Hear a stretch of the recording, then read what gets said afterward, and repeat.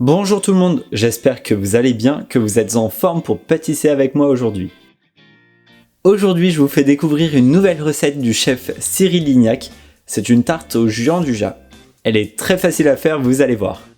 Elle est composée tout simplement d'une pâte sucrée, d'une ganache au Juan du Jas, avec à la fin un petit décor en chocolat. C'est parti, on commence avec la pâte sucrée. Dans le bol du robot muni de la feuille, on va commencer par ajouter 100 g de beurre et 70 g de sucre glace. On mélange jusqu'à obtenir une préparation crémeuse.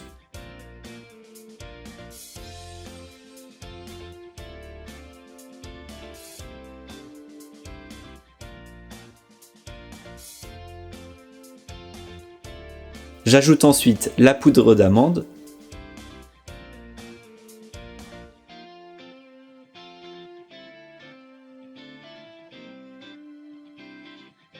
puis vous allez ajouter l'œuf battu.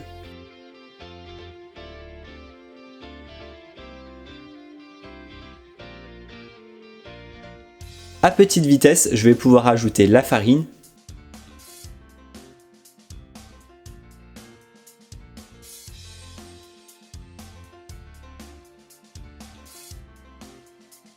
attention de ne pas trop travailler la pâte, alors quand le mélange devient sableux, je forme une boule que je réserve dans un film alimentaire pendant 1 heure au réfrigérateur.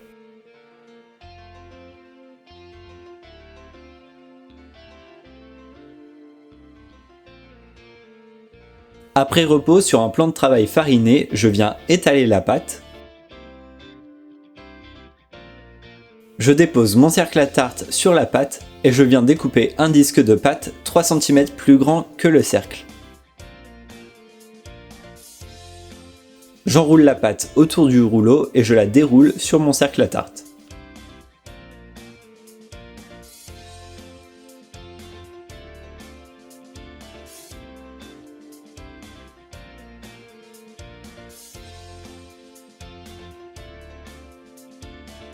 On vient ensuite araser avec un couteau en faisant un geste de l'intérieur vers l'extérieur. Une fois que c'est fait, vous allez pouvoir piquer votre pâte, ce qui lui évitera de gonfler à la cuisson. Et on la réserve 1 heure au congélateur. La pâte est bien congelée, on va alors l'enfourner une première fois pour 20 minutes à 160 degrés. À la fin des 20 minutes, j'enlève le cercle à tarte et je la remets à cuire encore 10 minutes pour avoir une cuisson bien homogène. On va passer à la ganache au Juan du Jas. Pour cela, on va verser le lait et la crème dans une casserole que l'on va faire chauffer. Vous pouvez trouver du Juan du Jas très facilement dans les grandes surfaces commerciales ou bien alors le faire vous-même. Dites-moi en commentaire si une recette de Juan du Jas maison vous intéresse. On va verser ce mélange en 2 fois sur le chocolat Juan du Jas préalablement fondu. On réalise donc une émulsion et on ajoute la deuxième moitié de lait.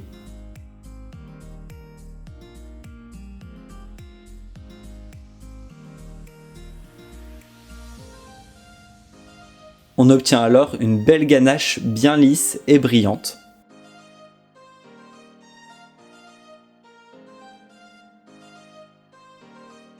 On va pouvoir verser la ganache sur le fond de tarte refroidi.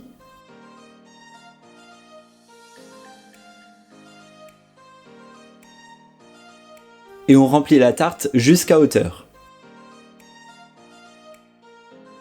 On la réserve ensuite 2 heures au réfrigérateur. Et après ces 2 heures, on peut la décorer avec les paillettes en chocolat. Si vous voulez vous en procurer, je vous mets un lien en description de vidéo. On recouvre la totalité de la tarte, on ne doit plus du tout voir de ganache.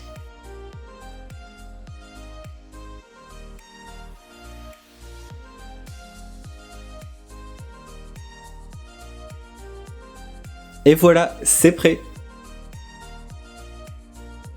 Testez cette recette chez vous et dites-moi ce que vous en avez pensé en commentaire. Envoyez-moi vos photos sur Instagram, j'irai les voir et les liker avec grand plaisir. Surtout, si cette vidéo t'a plu, n'hésite pas à mettre un gros pouce bleu et à t'abonner pour me soutenir.